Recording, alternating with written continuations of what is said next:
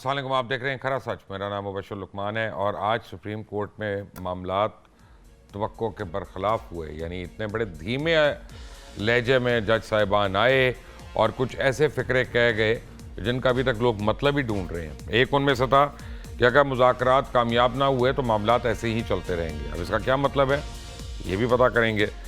یہ تحریک انصاف کو پیغام دیا انہوں نے، حکومت کو یا پھر عوام کو؟ اب یہ تو چیف جسٹس صاحب ہی بتا سکتے ہیں. بہرحال پھر وہ کہتے ہیں کہ نہ ڈیڈ لائن دیں گے نہ تاریخ دیں گے، جبکہ ڈیڈ لائن بھی دی ہوئی ہے اور تاریخ بھی دی ہوئی ہے، دونوں چیزیں انہوں نے دی ہوئی ہیں. تو پھر اب یہ کہنے کی کیا بات ہے؟ کئی ڈیڈ لائنز گزرنے کے بعد یہ سمجھ نہیں آتا. پھر کہتے ہیں کہ جی ہم مناسب فیصلہ دیں گے آج. تو مناسب فیصلہ وہ تو آیا ہی نہیں. پھر انہوں نے اپنا عدالت برخاست کر دی اور کہتے ہیں کہ جناب اب کیس کو مؤخر کر دیا گیا. اب یہ نہیں پتا کہ کس تاریخ تک کیا گیا یا غیر معینہ مدت کے لیے کیا گیا ہے، جسے کہتے ہیں ڈیٹ اینڈ آفس، تو وہ ہے. پھر اب بہرحال تحریک انصاف آپ دیکھیں جن لوگوں کو چور کہتی ہے، ڈاکو کہتی ہے، لٹیرے کہتی ہے، مر جائیں گے ان سے ہاتھ نہیں ملائیں گے. آج ان کے آگے گرے بھی، آج ان کے آگے یعنی سب کچھ ہوا. ہاتھ بھی ملائے، سلامیں بھی کی اور ان کی منت ترلے بھی کیے اور مذاکرات میں ایسی شرائط رکھی جو کہ مانی ہی نہیں جا سکتی. یعنی خود تحریک انصاف کی طرف سے ایسی شروعات ہو گئی ہے کہ مذاکرات فیل ہونے کا اندیہ دیا جا سکتا ہے. کہتے ہیں جی مئی میں اسمبلی تحلیل کرو، صوبائی بھی، یعنی جتنی صوبائی رہ گئی ہیں وہ بھی، قومی بھی، یہ نگران حکومت بھی جائے گی. اس کے بعد ان کے استعفے کالعدم کر دو، نامنظور کر دو، واپس ان کو اسمبلی میں لے آؤ، ان کے کہنے پہ انٹرم گورنمنٹ بناؤ اور پھر یعنی سب کچھ ان کے حوالے کر جاؤ. پتہ نہیں ہے کیا کیا ان کا مطلب ہے. اور یہ عوام سے مذاق کر رہے ہیں، اپنے فالوور سے مذاق کر رہے ہیں. اب اگر استعفے دیے کیوں تھے کوئی یہ پوچھے ان سے. بہرحال چیف جسٹس کی آج کی باتیں جو ہیں وہ بڑی حیران کن ہیں. کیا ہوا؟ شاہ خاور تو وہاں پہ موجود تھے، امان اللہ کرنانی وہ بھی ہمارے ساتھ ہیں، سابق صدر ہیں سپریم کورٹ بار کے، اور جناب محترم مفتی کفایت اللہ JUIFA کے رہنما یہ بھی ہمارے ساتھ ہیں. لیکن شاہ صاحب سب سے پہلے آپ مجھے بتائیں، آپ تو سپریم کورٹ میں تھے، وہاں کیا ہوا؟ جی مبشر صاحب، یہ ہم دیکھ رہے تھے کہ کل جو وی لاگز ہو رہے تھے یا پروگرامز ہو رہے تھے، ٹاک شوز، اس میں ایک تاثر دیا جا رہا تھا کہ شاید 27 اپریل کو جو ہے سپریم کورٹ ایک بہت بڑا جو ہے کوئی ایسا ڈیسیجن دینے والی ہے جسے شاید وزیر اعظم، ان کی کابینہ جو ہے وہ گھر چلی جائے گی. لیکن آج جب کورٹ اسمبل ہوئی تو ان کا رویہ جو ہے وہ خاصا مائلڈ تھا اور بڑا ان کی اس میں جو ہے وہ جو تلخی یا اس کا ایلیمنٹ بالکل بھی نہیں تھا. سیریسنس ضرور تھی، لیکن انہوں نے پھر اٹارنی جنرل سے جب پوچھا اور فاروق نائک صاحب سے بھی، تو ان کو بتایا یہ گیا کہ یہ کچھ ڈیولپمنٹس ہوئی ہیں کل رات لیٹ نائٹ، جس میں کہ چیئرمین سینٹ جو ہے ان کو یہ ذمہ داری سونپی گئی ہے، ان کو ریکویسٹ کی گئی ہے کہ وہ جو ہے فیسیلیٹیٹ کریں مذاکرات. اور وہ PTI کو بھی کہا گیا ہے چیئرمین سینٹ کی طرف سے کہ آپ اپنے 5 رکنی مذاکراتی ٹیم بنائیں. PDM جو ہے وہ بھی تیار ہے اور ان کے اتحادی. تو اس پہ ایک پھر فاروق نائک صاحب نے بھی ایڈریس کیا. پھر اس کے بعد انہوں نے شاہ محمود قریشی صاحب کو بھی، شاہ محمود قریشی صاحب نے تھوڑا سا اپنا موقف تو ضرور پیش کیا لیکن تھوڑا سیاسی رنگ بھی دینے کی کوشش کی، جس کو انہوں نے روک دیا کہ یہاں پہ سیاسی باتیں نہ کریں، آپ صرف اس پہ فوکس کریں کہ آپ پہ کوئی مفاہمت ہو سکتی ہے پر یا نہیں. تو بہرحال وہ جو ایک توقع کی جا رہی تھی کہ شاید آج جو ہے وہ کنٹیمپٹ آف کورٹ کی پروسیڈنگز جو ہے وہ پرائم منسٹر یا ان کی کیبنٹ یا ان کے اوپر کیا جائے گا، تو وہ تو آج نہیں ہوا. بلکہ انہوں نے انکریج کیا کہ یہ جو چیئرمین سینٹ نے جو یہ ذمہ داری جو ہے وہ قبول کی ہے فیسیلیٹیٹ کرنے کی مذاکرات کے لیے، اس کو انہوں نے اپریشیٹ کیا. اور پھر اس کے ساتھ ساتھ انہوں نے یہ بھی کہا کہ ہم آپ کو جو ہے وہ ڈائریکٹ نہیں کر رہے، ہم آپ کو صرف سجیسٹ کر سکتے ہیں کہ آپ کسی نتیجے پہ پہنچ جائیں، تاکہ یہ جو نقطہ ہے ہمارے سامنے کہ قومی اسمبلی کے اور 4 صوبائی اسمبلیوں کے جو الیکشنز ہیں وہ ایک ڈیٹ پہ ہوں، اس پہ متفق تو سارے، اور ہمارا بھی یہی خیال ہے، لیکن اس پہ اگر ایک کنسنسس ڈیولپ ہو جائے تو یہ ملک کے لیے، آئین کے لیے اور عوام کے لیے بہتر ہوگا. تو اوورآل اس طرح کی ایک فضا تھی. لیکن اس کے ساتھ ساتھ جس کی آپ نے بھی نشاندہی کی کہ وہ آرڈر آف دا کورٹ جو ہے میرا خیال ابھی تک آیا نہیں. انہوں نے کہا تھا کہ ہم اس پہ جو ہے وہ آج آرڈر ایشو کریں گے کہ یہ ہم نیکسٹ ڈیٹ کب رکھ رہے ہیں یا اس کا کیا فیٹ ہوگا. وہ ابھی ایک مسٹری ہے جو کہ ابھی حل ہونا باقی. اچھا جی، اب دو باتیں یہاں پہ. یہ انہوں نے کس کو کہا تھا کہ مذاکرات کامیاب نہ ہوئے تو سب ایسا ہی چلتا رہے گا؟ یہ بالکل انہوں نے سب کو ایڈریس کیا. میں تو سمجھتا ہوں کہ پولیٹیشینز کو ہی ان کو یہ کہا کہ اگر ہم ایک سپیس دے رہے ہیں کہ آپ کو ایک موقع دے رہے ہیں کہ اگر آپ کسی تاریخ میں متفق ہو جاتے ہیں کہ تمام اسمبلیوں کے الیکشن جو ہے ایک دن پہ ہوں تو پھر تو ہم جو 14 مئی والی جو ڈیڈ لائن ہے اس میں ہم فلیکسیبلٹی شو کر سکتے ہیں. لیکن مجھے تو یہ لگ رہا ہے شاہ صاحب کہ یہ پی ٹی آئی والوں کو ایک ہنٹ کرائی گئی کہ یار کر لو مذاکرات. اب اس پہ آپ کہہ سکتے ہیں. میرا خیال ہے کہ سب فریقین کو انہوں نے سب کو کیوں مانتے تو وہی نہیں نا تھے، چوروں کے، ڈاکوؤں کے، لٹیروں کے ساتھ بیٹھنے کے لیے. لیکن واٹس یہ ایک ڈیولپمنٹ تو ہے نا. دیکھیں کہ تو چلے یہ بتائیں یہ انہوں نے کیوں کہا کہ ہم ڈیڈ لائن نہیں دیں گے جبکہ ڈیڈ لائن تو دے چکی ہیں وہ؟ دیکھیں بات یہ ہے، میں ایک بات میرا ذاتی خیال یہ ہے کہ سپریم کورٹ آف پاکستان یہ جو 3 رکنی بینچ ہے چیف جسٹس کی جو سربراہی میں، یہ کوئی ایک مڈل وے نکالنے کے بالکل اس میں ہے کہ ایک آنریبل سولوشن نکل آئے اس تمام چیزوں کا کہ جس میں تمام سٹیک ہولڈرز ہیں وہ بھی کسی نقطے پہ آ جائیں اور کسی پہ اتفاق کر لیں. اور سپریم کورٹ بھی میں یہ سمجھتا ہوں کہ کیونکہ انہوں نے یہ بھی عندیہ دیا ہے خاص طور پہ اس وقت کہ جب اٹارنی جنرل کے کہنے کے اوپر انہوں نے جو 20 اپریل کی جو ہیئرنگ تھی اس پہ انہوں نے کہا کہ بالکل ہمیں جو ہے وہ سیکیورٹی فورسز نے اور انٹیلیجنس ایجنسیز کے سربراہان نے ہمیں بریفنگ دی ہے اور ہمیں جو ادھر اصل صورتحال پتہ چلی ہے، اگر ہمیں یہ پہلے پتہ ہوتا تو پھر شاید ہمارا جو فیصلہ کچھ اور ہوتا. تو میرا خیال ہے کہ وہ ایک راستہ سپریم کورٹ خود بھی دینا چاہ رہی ہے کہ آپ کوئی مفاہمت کر لیں، کوئی اس طرح کا مڈل وے نکل آئے تاکہ یہ تمام مسائل جو ہیں یہ خوش اسلوبی سے طے ہو جائے. میرا خیال ہے کہ یہ ان کا مین جو ہے اس پہ فوکس ہے. امان اللہ کنرانی صاحب، ان دونوں باتوں کا مطلب آپ کو کیا سمجھ آیا؟ ہیلو جی امان اللہ صاحب السلام علیکم. وعلیکم السلام. ان دونوں باتوں کا مطلب آپ کو کیا سمجھ آیا کہ اگر مذاکرات کامیاب نہ ہوئے تو ایسے ہی چلتا رہے گا اور ڈیڈ لائن نہیں دیں گے جبکہ وہ دے چکے ہیں؟ بس جناب کھسیانی بلی کھمبا نوچے. ہماری اردو تو کمزور ہے مگر تھوڑا بہت جو سننا ہے آپ لوگوں سے تو یہ تبصرہ کر سکتے ہیں. اب راستہ جو ہے عدالت کو چاہیے، پارلیمنٹ کو نہیں چاہیے.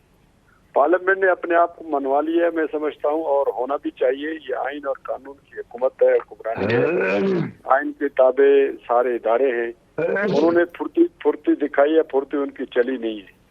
اور اب ایسے ڈیمانڈ کر رہے ہیں جیسے انہوں نے فتح مکہ کی ہے یا انہوں نے فتح خیبر کی ہے یا انہوں نے K2 کا پہاڑ سر کر لیا ہے جو ہمارے مطالبات مان لیے ہیں. جو 3 مطالبات آئے ہیں میں دہراتا نہیں ہوں. تو یہ میں سمجھتا ہوں ان کو تو اس وقت حالت یہ ہے کہ بھاگنے کا بھی راستہ نہیں مل رہا ہے، نہ عمران خان کو نہ عدالت کو. میں سمجھتا ہوں عدالت کو اپنے معاملات سے وڈرا کر لینا چاہیے. بس ڈیٹ نافذ کر دیا ہے تو بس let it decided by the parliament اور by the government and by the constitution. Date نافذ کی ہے کہ نہیں کی ابھی تو اس پہ بھی ابہام ہے. نہیں سر، آیا نہیں ہے نا. ڈیٹ جب نہیں آئی ہے تو نہیں ہے. ابھی تک کوئی نوٹس نہیں آیا دوبارہ. جب تک اعلان نہ ہو اور نوٹس ایشو نہ ہو تو ڈیٹ نافذ ہی ہے نا. تو یہ اسی طرح 14 مئی پورا ہو جائے گا. ایسے بہت سارے کیسز ہیں جو اسی طرح دب جاتے ہیں، اسی طرح ختم ہو جاتی ہیں. اب جیسے اسلام آباد ہائی کورٹ نے آرڈر کیا تھا کہ الیکشن کراؤ، وہ نہیں ہوا، ابھی تک وہ آرڈر پڑا ہوا ہے. اس طرح کئی ایسے آرڈرز ہیں جو پہلے ہو چکے ہیں اور عمل نہیں ہوا ہے. تو یہ صرف قیامت نہیں ہے. آئین میں بہت سارے شکیں اور بھی ہیں جس میں 5 سال کا لکھا ہوا ہے اور 5 سال کے اندر الیکشن ہوتے ہیں.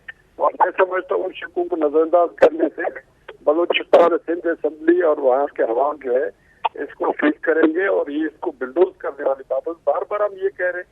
آج مولانا فضل الرحمان صاحب نے بھی یہ بات کی ہے اور میں خود بھی آپ سے مسلسل یہ کہتا رہا ہوں، یہ وفاق کے اوپر حملہ ہے اور یہ کوئی نئی بات نہیں ہے. پاکستان میں ایک نیازی نے 1971 میں پاکستان توڑا تھا. دوسرا نیازی ہے جو پاکستان کے معاشرے کو، سیاست کو، عدالت کو، آئین کو پامال کرنا چاہتا ہے. اس کو جنہوں نے لایا ہے اب وہ بھی پچھتا رہے ہیں اب جو انہوں نے پچھتایا دوسرے لوگ اس کو کندھے میں بٹھائے ہوئے.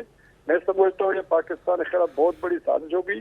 اس کو جنگ سمجھ کر, فساد فی الارض سمجھ کر اس کو ایلیمنیٹ کر دینا چاہیے. میں نہیں کہتا ہوں ایلیمنیٹ کا مطلب مار دینا چاہیے, مگر اس کی جڑیں اکھاڑ دینی چاہیے. اس کے ساتھ نہ کوئی مذاکرات ہونی چاہیے, نہ اس کو سیاست سمجھنا چاہیے, سیاستدان سمجھنا چاہیے, نہ اس کو سیاسی اسپیس دینا چاہیے.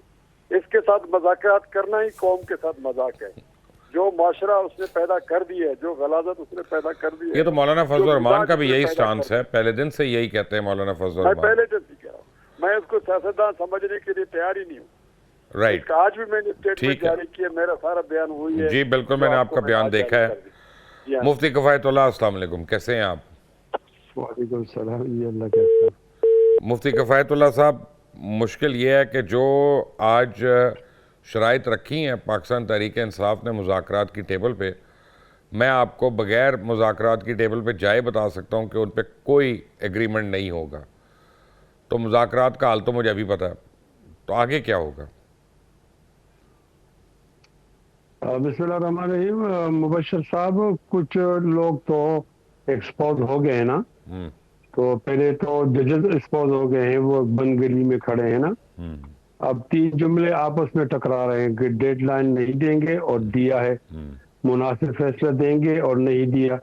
ہم مفاہمت کی تجویز دیتے ہیں, پہلے حکم دیا تھا, اور مذاکرات کامیاب نہیں ہوں گے تو ایسا چلے گا, مخاطب معلوم نہیں ہے. تو ہمارے ججز ہیں وہ پھنس گئے ہیں 14 مئی کے اندر.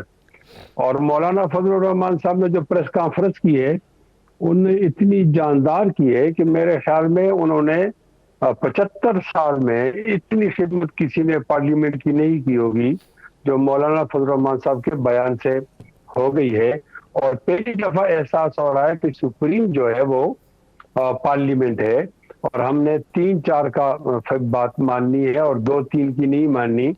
یعنی وہ سارے جو لوگ ڈرتے تھے توہین عدالت سے, وزارت عظمیٰ کے جانے سے, اس کو پکڑ کے نکال دیا, وہ سب کچھ الٹا ہو گیا ہے.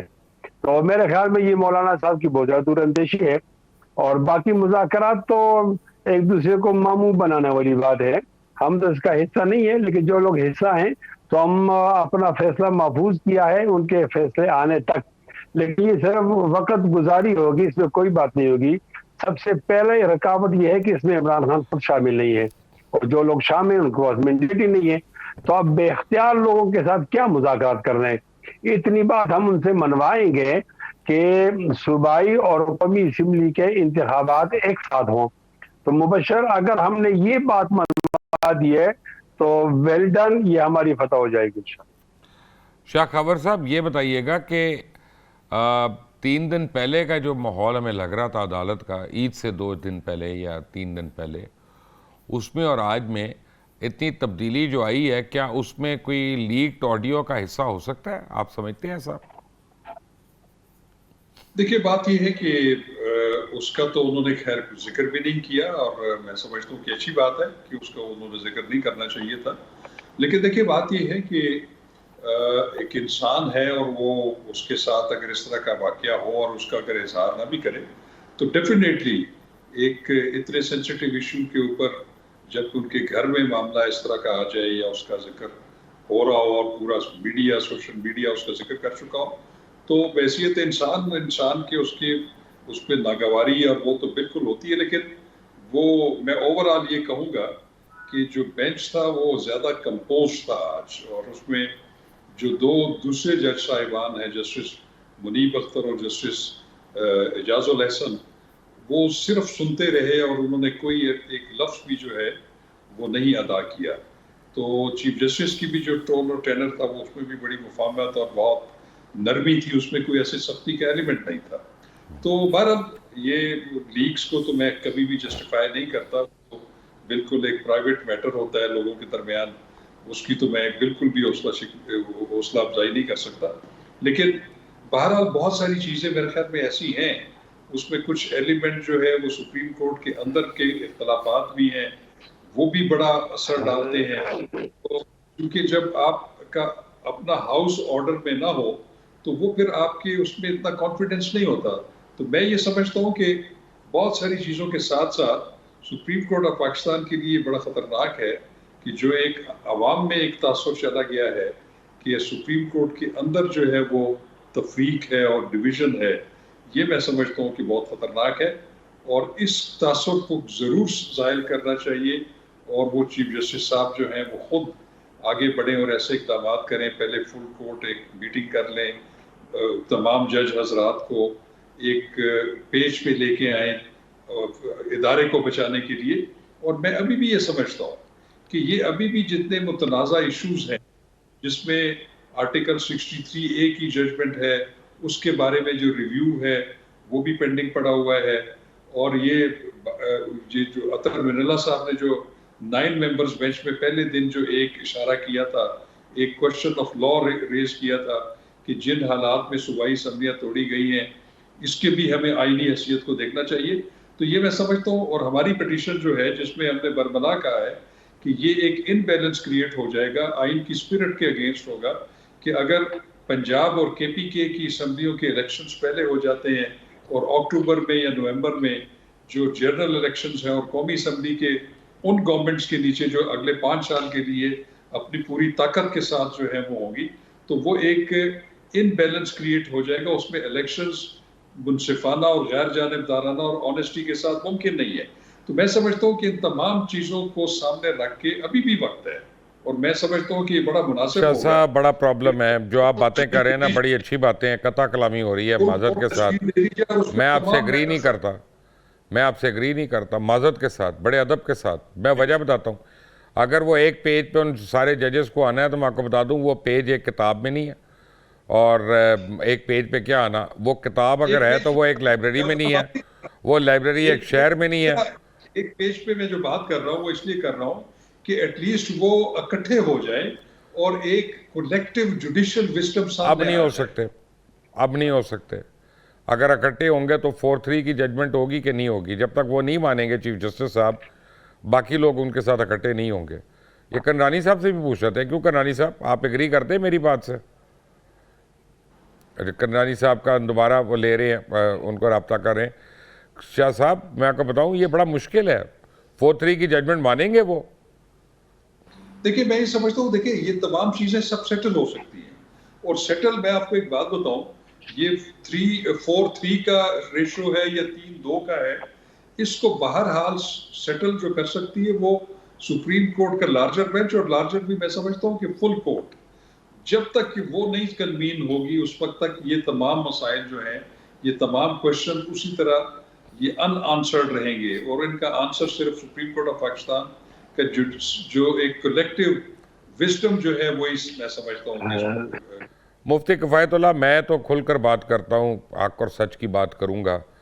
میری اب اتنی عمر ہو گئی ہے، بال سفید ہو رہے ہیں، میں نے آج تک کسی عدالت میں، وہ بھی کجا اس کا سپریم کورٹ آف پاکستان میں، اتنی واضح ڈویژن نہیں دیکھی ہے، کیسے ایک پیج پہ آ جائیں گے؟ میں اس سے بالکل اتفاق کرتا ہوں، بلکہ میری ایک اور خواہش بھی ہے کہ اس تقسیم سے عدالت تقسیم نہیں ہوئی، عدل تقسیم ہو گیا ہے، اور پورا پاکستان 2 حصوں میں تقسیم ہو گیا ہے۔ یہ ہمارے عدالت کا اور عدل کا خون ہے۔ میری تو ایک رائے ہے، پتہ نہیں وہ کس طرح محسوس کریں گے، اس کا حل یہ بھی ہے کہ ہمارے چیف جسٹس صاحب مستعفی ہو جائیں۔ ان سے اپنے ججز جو ہیں وہ کنٹرول نہیں ہو سکے، جو بات چیمبر میں ہونی چاہیے تھی وہ لوگوں کی زبانوں پر عام ہے۔ تو اگر یہ مستعفی ہو جائیں تو مجھے امید ہے کہ باقی حالات ٹھیک ہو جائیں گے، اور عدالت کا وہ احترام بحال ہو جائے گا جو اس پوزیشن سے پہلے تھا۔ مفتی صاحب آپ نے وہ خبریں نہیں سنی، اب مجھے نہیں پتا کتنی صداقت ہے کہ چیمبرز میں تو لڑائیاں ہوئی ہیں، کیفیٹیریا میں لڑائیاں ہوئی ہیں، اور بڑی آگے تک بات پہنچی ہے۔ ہاں، لیکن جب کسی گھر میں لڑائی ہوتی ہے تو ذمہ داری، اخلاقی ذمہ داری تو بڑے کی ہوتی ہے نا، بڑے کی ہوتی ہے۔ اس سے پہلے تو ایسا نہیں ہوا، تو اب میں بڑے کہتا ہوں کہ آپ متنازع ہے، میرا کیس نہ سنے، وہ پھر بھی اپنے پاس کیس رکھتا ہے، تو کوئی بات تو ہے نا۔ تو اگر یہ صاحب مستعفی ہو جائیں عوامی ریلے سے پہلے اور دباؤ سے پہلے تو یہ ان کے لیے بھی اچھا ہے، ہمارے لیے، قوم کے لیے بھی، اور عدالت کے لیے بھی اچھا ہے۔ مفتی صاحب جو بات شاہ خاور صاحب یا کنرانی صاحب نہیں کہیں گے نا، وہ میں آپ کو کہہ رہا ہوں، کیونکہ زبان زد عام ہے یہ بات کہ 7 ججز ایسے ہیں جو چیف جسٹس کہتے ہیں کچھ چیزوں کا فیصلہ کر کے جاؤ, اس سے پہلے نہیں جانا ورنہ ہمارا فیوچر جو ہے اس پہ کویسچن مارک ہے.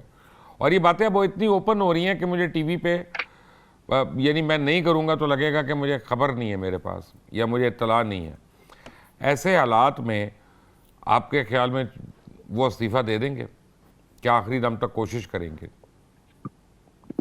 صحیح, میری رائے تو یہ ہے کہ اگر ان کا اندر ضمیر جاگ رہا ہے, دیکھو بہت ساری غلطیاں ہو گئی نا, آپ 3-4 کو باہر نہیں مانتے اور آؤٹ کرتے ہیں 2-3 کو, یہ تو عدالت کے اندر ایسا کبھی نہیں ہوا. پھر یہ بھی ہوتا ہے نا کہ آپ کے فیصلے پر آپ کی ساس ہے وہ مؤثر ہے اور آپ کی بیٹی مؤثر ہے, آپ کی گھر والی مؤثر ہے اور سب چیزیں سامنے بھی آ گئی. اب یہ تو جو کچھ کہیں گے وہ تو انصاف نہیں ہوگا. مجھے امید ہے اگر دوسرا جج اگر کوئی سنجیدہ جج ہمیں ملا تو وہ کنٹرول کر لے گا. ان کے جانے میں ان کی بھی خیر ہے اور قوم کی بھی خیر. شاہ صاحب, on a personal note, not as a lawyer, not as a lawyer who goes to the Supreme Court or the High Court or the lower court, آپ کے خیال میں کیا چیف جسٹس صاحب اس بات کو کبھی کنسیڈر کریں گے کہ ان کے استعفے سے اگر سپریم کورٹ یونائٹ ہوتا ہے تو وہ کر دیں؟ دیکھیں میرا خیال ہے کہ استعفیٰ جو ہے وہ ان کی اپنا ذاتی فیصلہ ہو سکتا ہے, لیکن میں استعفے کو بھی حل نہیں سمجھتا. میں یہ سمجھتا ہوں کہ ٹھیک ہے کہ ویسے تو تمام سپریم کورٹ کے ججز جو ہیں وہ اپنے اختیارات اور اپنے فرائض کے لحاظ سے برابر ہے, اس میں کوئی سینئر یا جونیئر کا کوئی تفریق نہیں ہے. لیکن being the administrative head of the institution, میں یہ سمجھتا ہوں کہ وہ بالکل ایک ایسی ایفرٹ کر سکتے ہیں کہ جس میں تمام ججز جو ہے وہ, میں یہ نہیں کہتا کہ وہ ایک کسی نتیجے پہ پہنچ جائیں مسائل کے حوالے سے کسی ایک پیج پہ آ جائیں. وہ ججز میں اختلاف رائے اپنے اپنے وہ جو جوڈیشل وزڈم کے مطابق ہوتا ہے, میں اس کو یہ نہیں کہہ رہا کہ وہ یونینیمٹی لے آئے, لیکن کم از کم وہ جو تاثر ہے جو تفریق کا انسٹیٹیوشن کے اندر اس کو زائل کرے, اور یہ تمام چیزیں جو ہیں وہ کلیکٹیولی ایڈمنسٹریٹو سائڈ پہ بھی اور جوڈیشل سائڈ پہ بھی چیزوں کو درست کر لیں, تاکہ وہ جو ایک ڈیمیج ہو رہا ہے میں سمجھتا ہوں انسٹیٹیوشن کو اس تاثر سے کہ ان کے درمیان اختلافات ہیں, تو وہ پھر ان کی جو ججمنٹس ہیں یا ان کے جو پھر فیصلے ہیں وہ متنازع رہیں گے, ان کی عوام میں وقت نہیں رہے گی. وہ ابھی بھی متنازع ہیں اور بہت زیادہ متنازع ہیں. شاہ صاحب, کنرانی صاحب بھی میرے ساتھ ہیں. کنرانی صاحب, بڑی معذرت کے ساتھ ہم جو ڈسکس کریں یہ کہ کیا اگر چیف جسٹس صاحب استعفیٰ دے دیتے ہیں, جو مفتی کفایت اللہ کی ایک سجیشن ہے, تو اس استعفے سے سپریم کورٹ کی بہتری ہو جائے گی؟ جو ان کے کیے ہوئے فیصلے ہیں کیا ان کے اوپر لوگوں کی آپ سمجھیں کہ واپس ان کا اعتماد آ جائے گا کورٹس کے اوپر؟ کیونکہ ابھی بڑے ایسے فیصلے ہیں جن پہ بڑے سیریس کویسچن مارکس ہیں. کنرانی صاحب, میں دو چیزیں بات کروں گا. ایک تو چیف جسٹس صاحب کا معاملہ تھوڑی دیر کے بعد آپ سے بات کرتا ہوں, پہلے بھی دوسری بات جو میں نے آج کی بھی ہے. میری گزارش یہ ہے کہ حکومت بیک فٹ پر کھیلنے کی بجائے, اگر مولوی مفتی کفایت اللہ صاحب میری بات سن رہے ہیں, تو بیک فٹ کھیلنے کی بجائے فرنٹ فٹ پہ کھیلنا چاہیے. پہلے تو آئین کے ستارے عمران خان کو دکھانے چاہیے, جو کچھ وہ 9 اپریل کو کر چکا ہے, اور جو کچھ سپریم کورٹ کا PLD 2022 سپریم کورٹ 574 میں جناب میاں خیل صاحب لکھ چکا ہے پیرا 12 میں کہ جناب ان کے خلاف آرٹیکل 6 کے تحت کارروائی ہونی چاہیے جنہوں نے بھی سنگین غداری کی ہے آئین کے.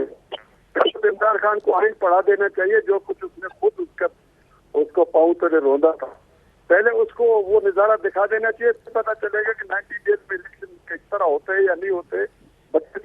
ہماری حکومت خود جو ہے من ہے, اور اس کے اندر جو ہے وہ دھاڑ نہیں ہے. جو مولانا فضل الرحمان کی دھاڑ ہے یا بلاول بھٹو کی ہے, وہ ہمارے شہباز شریف کی نہیں ہے.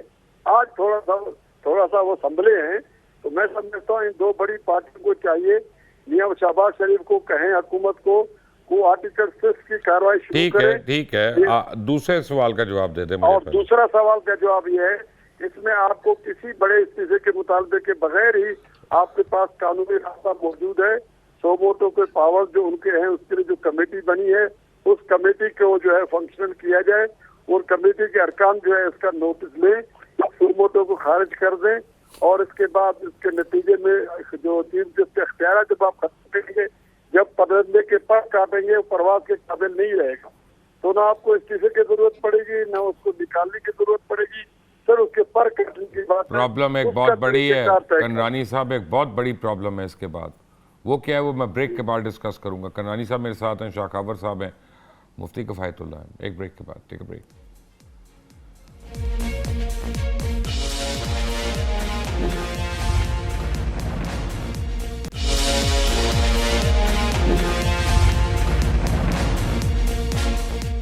Welcome back from the break. Mufti Kifayat Ullah, ایک سوال جو بڑا اہم ہے جو میں نے آپ سے پوچھنا تھا اور باقی دونوں سے ہی پوچھوں گا کہ اگر چیف جسٹس صاحب رہتے ہیں تو پھر ان سپریم جوڈیشل کاؤنسل میں کیسز کا کیا ہوگا جو ریفرنسز فائل ہوئے ہیں کچھ ججز کے خلاف؟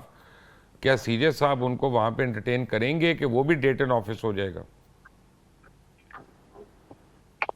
خیر یہ تو ٹیکنیکل معاملہ ہے, اس پر تو یہ قانوندان اچھی رائے دے سکتے ہیں, لیکن یہ کہ جب تک یہ رہیں گے نا سارا عمل مشکوک تو رہے گا نا. ان سے اتنی بڑی بڑی غلطیاں ہوئی ہیں کہ قانون والے کہتے ہیں کہ اتنی بڑی غلطیاں 75 سال میں. یہی تو ہوا ہے کہ انہوں نے غلط فیصلہ کیا ہے لیکن مشکوک فیصلہ نہیں کیا.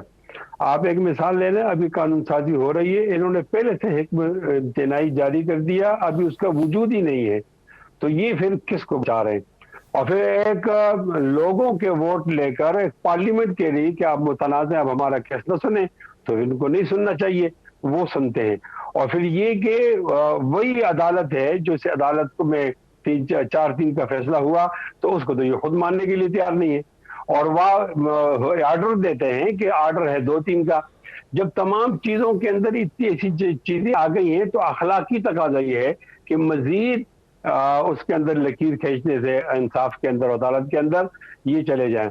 جب تک یہ رہیں گے تو ان کا ہر ایک فیصلہ اور حکم وہ شک کی نگاہ سے دیکھا جائے گا, اس کو عدالت کی نظر سے اور عدل کی نظر سے نہیں دیکھا جائے گا. میں ایک اور وضاحت کروں, آپ عادل کو اگر اس پر بات کرتے تو اس کی گنجائش تو ہوتی ہے, البتہ عدلیہ قابل احترام ہوتا ہے. کوئی عادل اگر عدلیہ کے اس چھتری کے نیچے اپنی غلطیوں کو ٹھیک کرے گا تو ایسا نہیں ہو سکے گا. اس کا واحد حل یہ کہ وہ گھر جا کے ریٹائرمنٹ لے لیں, تو یہ قوم کے لیے بہت زیادہ اچھا ہوگا اور احسان ہوگا سب لوگوں کو. شاہ خاور صاحب, اگر وہ ریٹائر نہیں ہوتے, جو آپ نے کہا ایک ذاتی معاملہ ہے, مان لیا, تو جو سپریم جوڈیشل کاؤنسل کے لیے ریفرنسز ہیں کیا ان کو چیف جسٹس صاحب ٹیک اپ کروا لیں گے؟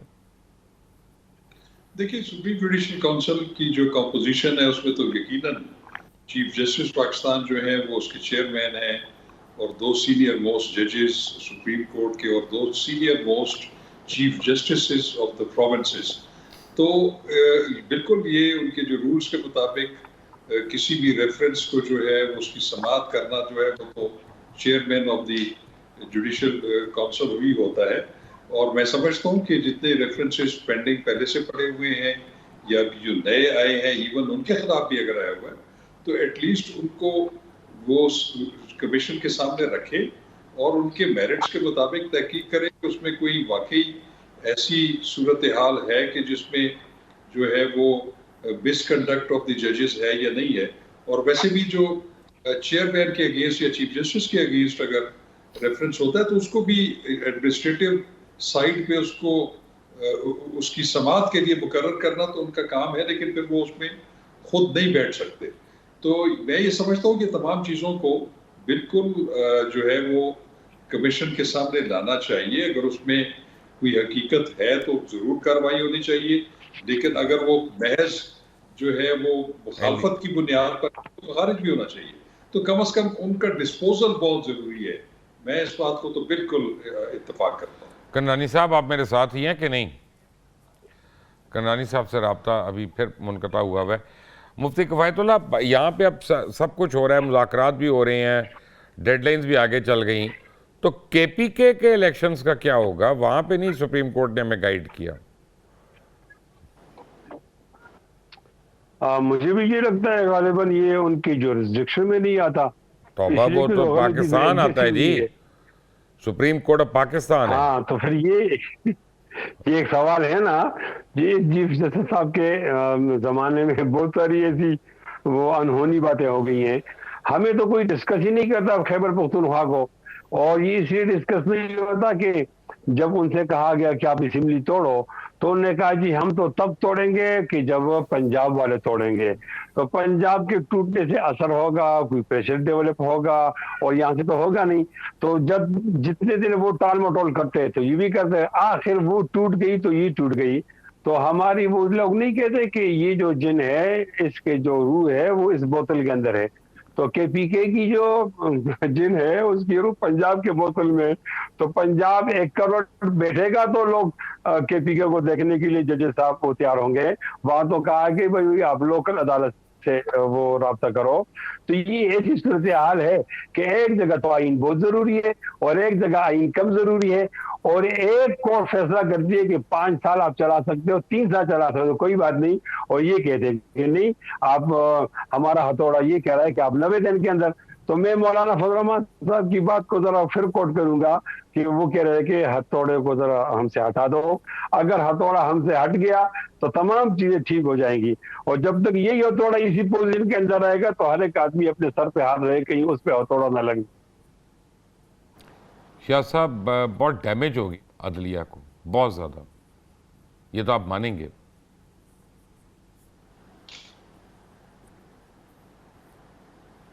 جی آپ کا سوال کیا ہے جی ذرا؟ شاہ خاور صاحب میں کہہ رہا ہوں عدلیہ کو بہت ڈیمیج ہو گیا, یہ تو آپ کو ماننا پڑے گا. جی بالکل ڈیمیج تو ہوا ہے. یہ اس کی میں آپ کو وجہ بھی بتاتا ہوں کہ ایک میں آپ کو بتاؤں کہ جو بار اور بینچ ہوتا ہے ان کے درمیان ایک اچھا ورکنگ ریلیشن شپ وہ بڑا ضروری ہوتا ہے, اور ہمیشہ بار جو ہے وہ بینچ سے اور بینچ بار سے جو ہے وہ اسٹرینتھ لیتا ہے, وہ ایک دوسرے کا جو ہے وہ اسٹرینتھ ہوتی ہے. لیکن اب پرابلم یہ ہے کہ اب جوڈیشری اور بار کے درمیان بھی جو ہے وہ خاصے فاصلے ہیں, کیونکہ ہماری بار کونسل جو ہیں وہ خاص طور پہ پاکستان بار کونسل کا یہ بالکل مطالبہ رہا ہے کہ یہ جتنے بھی متنازع سیاسی آئینی مسائل جو ہیں ان کے لیے آپ فل کورٹ تشکیل دیں, لیکن وہ ان کی استدعا کو جو ہے وہ قبول نہیں کیا گیا. یہ جو پروسیڈنگز ہو رہی ہیں, اس سے پہلے بھی جو پروسیڈنگز تھی اس میں بھی پولیٹیکل پارٹیز نے بھی کہا کہ ہمیں سنا جائے, اور بار کونسلز نے بھی کہا کہ ہمیں سنا جائے اور جلد بازی میں فیصلے نہ کیے جائیں. لیکن میں یہ سمجھتا ہوں کہ یہ وہ پھر ایسے ہوئے اور ان کو اگنور کیا گیا, جس کی وجہ سے بار اور بینچ کے درمیان بھی اب فاصلے ہیں. اور جب بار اور بینچ کے درمیان فاصلے بڑھتے ہیں تو پھر میں سمجھتا ہوں کہ وہ دونوں کے لیے فیٹل ہوتے ہیں, وہ ایک دوسرے کی اسٹرینتھ ہے اور اوپر اسٹرینتھ نہیں رہتی. اب اس وقت جو جوڈیشری کی صورتحال ہے وہ واقعی بڑی خطرناک ہے اور بڑی تشویشناک ہے, اور اس کو صورتحال سے نہ جو ہے وہ ہمارے جو اس وقت 15 ججز ہیں سپریم کورٹ آف پاکستان کے اندر بیٹھے ہوئے, اس میں چیف جسٹس صاحب کی بھی بالکل ایک بہت بڑی ذمہ داری بنتی ہے, ان کی بھی آبلیگیشن ہے کہ وہ ایسے اقدامات اٹھائیں کہ وہ آپس میں جو ہے وہ جو ڈویژن ہے, اختلافات بے شک ہوں ان کی آئین کی یا قانون کی انٹرپریٹیشن کے حوالے سے, لیکن جو ڈویژن ہے اس کا تاثر ختم کریں, اور جب تک وہ تاثر ختم نہیں ہوتا تو ان کے فیصلے جو ہیں وہ پھر بڑے عوام کی نظر میں اس کی بے توقیری رہے گی. تو یہ بالکل تشویشناک صورتحال ہے. یہ امان اللہ کرنانی صاحب, جو سپریم جوڈیشل کاؤنسل میں ریفرنسز گئے ہوئے ہیں ان کا کیا بنے گا؟ کبھی ٹیک اپ ہوں گے وہ ہماری زندگی میں کہ ڈیٹ ان آفس ہی رہیں گے؟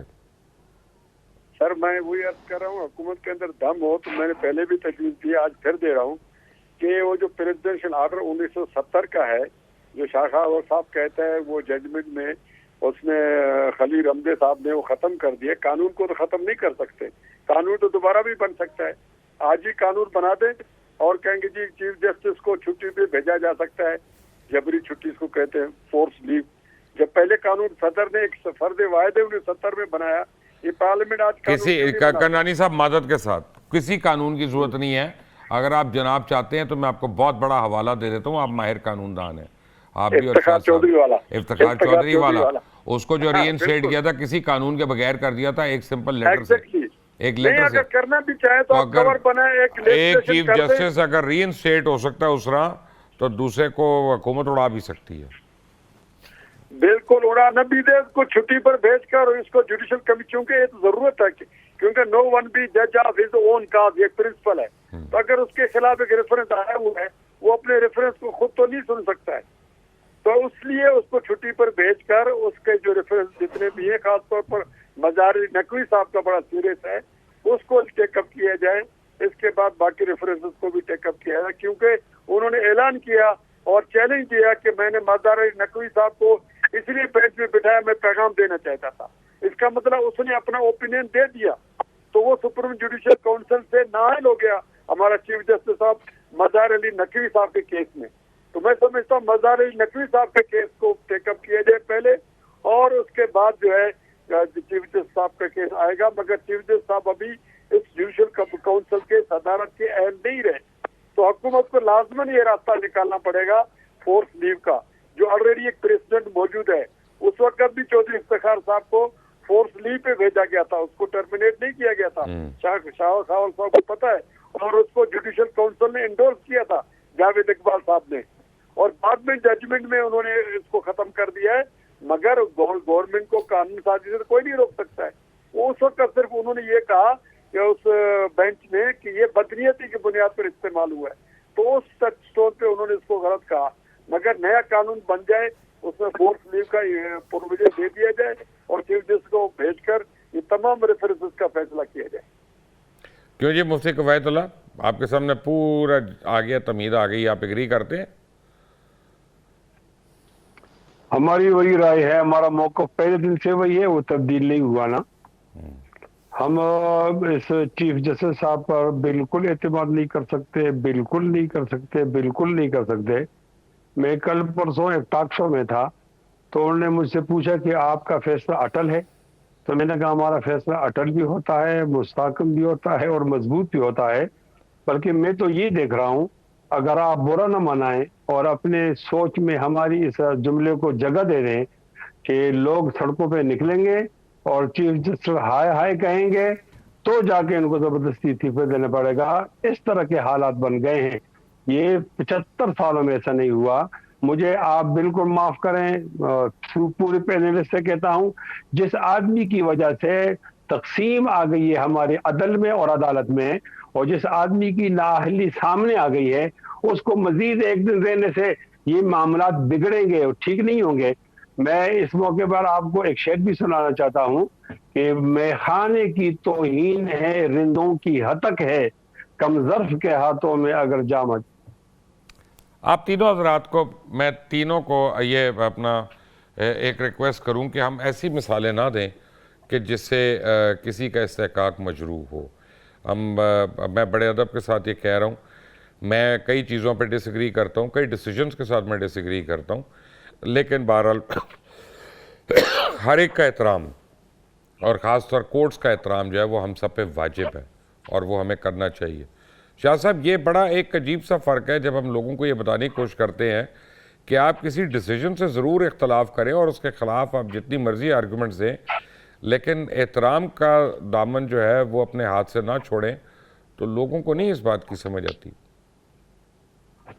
جی بالکل, دیکھیں بات یہ ہے کہ ویسے تو ہر ادارے کا جی ہاں احترام لازم ہے. دیکھیں جو آئینی ادارے ہیں, آپ کی پارلیمنٹ ہے, آپ کی عدلیہ ہے, آپ کی جو ہے انتظامیہ ہے, یہ اور اللہ بخشے, خدا بخشے, ایک الیکشن کمیشن بھی تھا ہمارا آئینی ادارہ جو رول دیا گیا. وہ بھی ہے الیکشن کمیشن, ایک بڑا ایک اہم اور بڑا معزز ادارہ, اب تو نہیں رہا. اس کا عزت اور احترام بھی بہت ضروری ہے. اور اگر اداروں کا احترام نہیں رہے گا تو پھر وہ تو بدترین جو ہے وہ سوسائٹی کی ریفلیکشن ہوگی. ابھی جو آپ بات کر رہے تھے کہ کیا ایگزیکٹو آرڈر سے جو ہے وہ چیف جسٹس کو جو ہے وہ معزول کیا جا سکتا ہے یا ان کو جبری رخصت پہ بھیجا جا سکتا ہے, تو وہ ایک قانون جو پہلے تھا وہ تو اب معدوم ہو چکا ہے, وہ تو ایسی صورتحال نہیں ہے.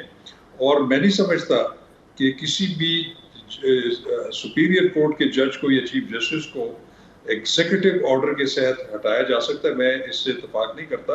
اس کی وجہ یہ ہے کہ آئین میں ایک مروجہ طریقہ بتایا گیا ہے, وہ ہے سپریم جوڈیشل کونسل کا. آپ سپریم جوڈیشل کونسل میں جاتے ہی نہیں تو ہم کیا کریں, مجھے بتائیں, آپ جا ہی نہیں رہے. ہاں نہیں, میں یہ بالکل, یہ تو میں اس بات سے اتفاق کرتا ہوں کہ جو ریفرنسز آئے ہیں, چاہے اس میں کوئی سبسٹنس ہے یا نہیں ہے, at least supreme judicial council convene ہونی چاہیے ان کے سامنے وہ تمام چیزیں رکھنی چاہیے اور وہ اپنے میرٹس کے اوپر ڈیسائیڈ ہونی چاہیے. اس میں تو کوئی دوسری رائے نہیں ہے. مفتی کفایت اللہ، ایک پٹیشن فائل ہوئی ہے کہ محمود خان اور فیض حمید کی وجہ سے دہشت گردی کی نئی لہر پاکستان میں آئی ہے. کیا آپ اگری کرتے ہیں اس بات سے کہ جو ٹی ٹی پی کو فیسیلیٹیٹ کیا، انہوں نے سیٹل کیا وہاں پہ؟ ہمارا موقف تو یہ تھا ابھی نہیں شروع سے کہ جو لوگ پاکستانی شناختی کارڈ کے حامل ہیں ان کے ساتھ بات کی جائے، لیکن یہاں تو یہ نہیں دیکھا جاتا کہ پاکستان کے لیے کیا بہتر ہے. حکمران ایسے آئے کہ انہوں نے یہ دیکھا کہ امریکہ کا مفاد کیا ہے، تو وہ باتیں پھر نہیں ہو سکی. آپ کو اندازہ ہے میں کمیٹی میں میرا نام بھی آیا اور ہم اس عمل کو ٹھیک ٹھیک سے لے بھی جا رہے تھے، لیکن نہیں ہو سکا. جب وہ نہیں ہو سکا تو اب بات آئی آپریشن پر. تو آپریشن سے تو اتفاق نہیں کیا جا سکتا، لیکن یہ کہ آخر میں ہم جا کر مذاکرات کی طرف جائیں گے تو میں تو سمجھتا ہوں مذاکرات کے پہلی ترجیح ہونی چاہیے. نہیں، لیکن بات یہاں پہ میرا سوال کچھ اور ہے. وہ کہتے ہیں کہ دہشت گردوں کو نہ صرف پناہ دی بلکہ ان کے پیر مضبوط کیے فیض حمید نے اور محمود خان نے. آپ اس بات سے متفق ہیں کہ نہیں؟ اگر انہوں نے مذاکرات کی پیشکش کی ہے تو پھر یہ تبصرہ غلط ہے. انہوں نے مذاکرات کی پیشکش نہیں کی، انہوں نے تو کھلے عام یہ کہا تھا کہ ہم ان کو سیٹل کر رہے ہیں، حالانکہ علاقے کے لوگ، بنو وغیرہ کے لوگ، سوات کے لوگ بڑی مخالفت کر رہے ہیں. ہاں ایسا ہے نا کہ ڈاکٹر کوئی نسخہ دیتا ہے نا مبشر لقمان صاحب، تو پتہ چلتا ہے کہ وہ نسخہ ٹھیک نہیں بیٹھا تو پھر وہ نسخہ تبدیل کر لیتا ہے.